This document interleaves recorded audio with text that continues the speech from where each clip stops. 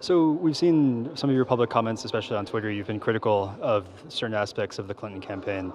I'm curious, what do you think could be done better from her perspective? First of all, let me point out that I've probably been far more critical of Donald Trump, but it's just when I am at all critical of the Clinton campaign, it gets more attention. Um, I commented recently on a particular incident where she got ill and they were slow in reporting that. I think those things are a mistake. I mean, the one thing that she needs to be rigorous about in the next 60 days is not giving those people who accuse her of being of lacking transparency ammunition, and that's what I was critical about. Donald Trump is in no position to take much advantage of that because he is the most outspoken and least transparent candidate we've seen in a long time. He's not very forthcoming about his own records and so on. But I think that's one thing that she needs to focus on. Over the past week, we've seen quite a few negative stories about her campaign in particular. Not only the pneumonia, lack of transparency thing, but negative developments with regards to the whole email investigation from the FBI. At least more pressure on that. I mean, what do you think? Was the whole email case? Is that something she walked into? Could that have been avoided, or is it more of a manufactured scandal? I'm sorry, which one? The email scandal. No, I think that was a mistake. She's acknowledged it's a mistake. But one thing I would caution you about is that the nature of these campaigns, and I've been through quite a few of them, is that they go in ebbs and flows. And during the summer, it looked like she was going to roll over Donald Trump. She had a great convention. It's very close going into the convention. She had a great convention. He had a very bad August, made lots of mistakes, and she looked like she had an insurmountable lead. Now, she's had a rough week. He's done relatively better, and so people are, and the polls have tightened a little. This is a long race, and there'll be lots of twists and turns in the road. But you've got three big presidential debates coming up that are going to be very significant and could change the dynamic very quickly. So we've seen a lot of criticism of Donald Trump specifically for his comments on Ukraine, but at the same time, we've seen criticism of Hillary for being the person who supposedly spearheaded the reset policy with Russia. I mean, what was going on in the White House at the time that made that seem like a viable policy? In the 2 years I was there, and she was Secretary of State, remember, Vladimir Putin wasn't the president of Russia at the time. Medvedev was. And we were able to do some constructive things with him. We, for example, worked with him on the sanctions on Iran. A lot of people thought that wasn't possible. We were able to work on some arms agreements and other things. So it was a more hopeful time. Obviously, Putin, when he returned to the presidency, slammed the door on a lot of things. But so I think she may be a bit more. She takes more criticism for that than she deserves. But it seems like in this situation, given Trump's sort of inexplicable fascination with Putin, this kind of bromance, it's hard to, you know, it's really hard to see how that argument would hold sway. Regarding that, how we can see that was it naive? Wasn't it naive to think that Putin wouldn't be back? Because here and in Russia, there were very, very few people who really believed that Medvedev was running the country and he would be the next president. So it looks like why the U.S. didn't count on that seriously. I think the U.S. did, and I think, you know, the policy was to accomplish what you could, always being aware that there were going to be significant areas of disagreement, and but those areas of disagreement became much more pronounced when Putin returned to power. And I'm a political consultant, not a strategist by training, not a foreign policy expert, but I don't think anybody could deny that there was a fundamental turn in Russia to a darker place when he came back to the presidency.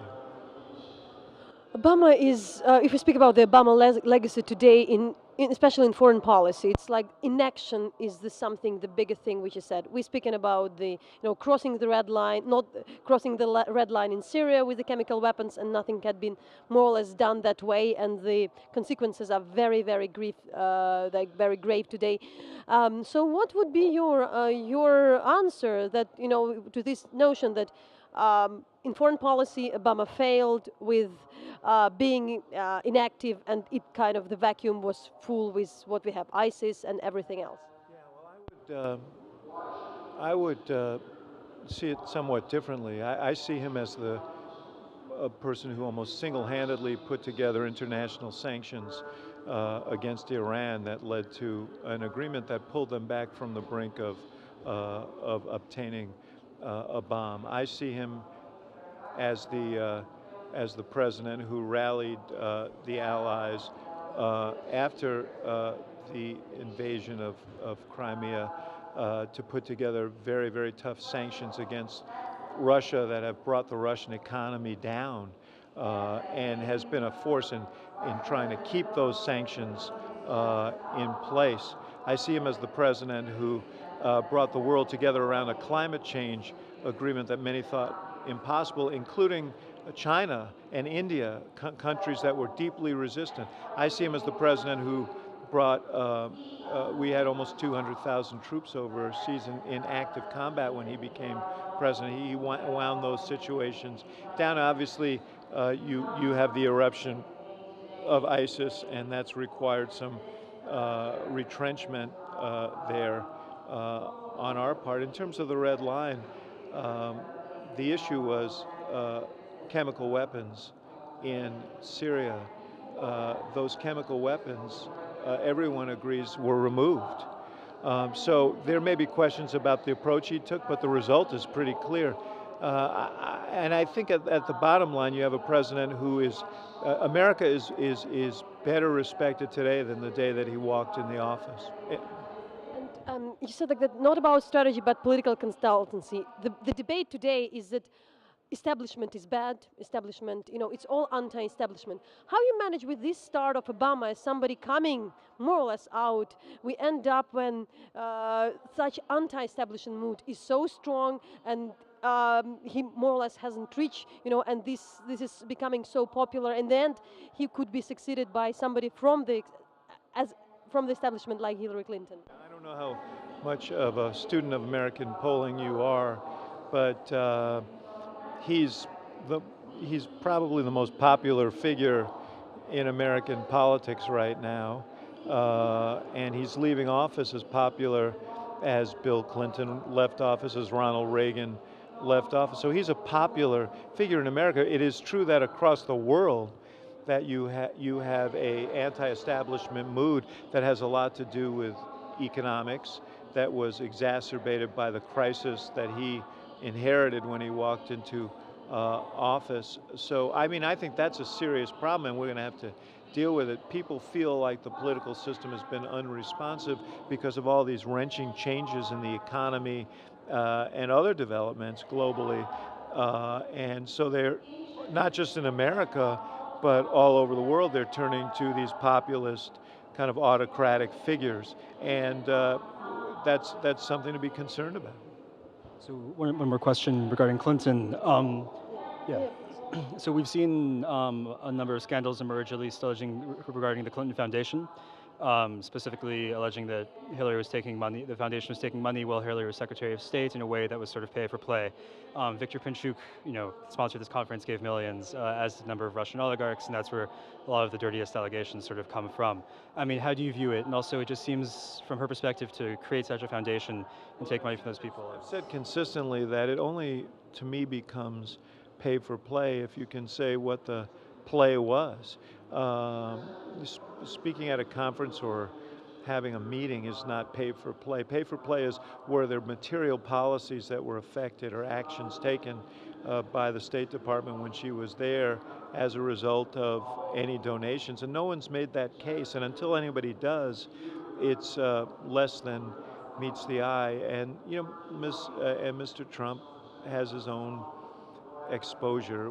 He's got far-flung business arrangements all over the world, and hundreds and hundreds of millions of dollars in debt, some allegedly to Russian oligarchs, and some, it's been reported, with the Bank of China. What are the implications of a president of the United States who's not going to divest himself of his business? That's an issue in the American campaign.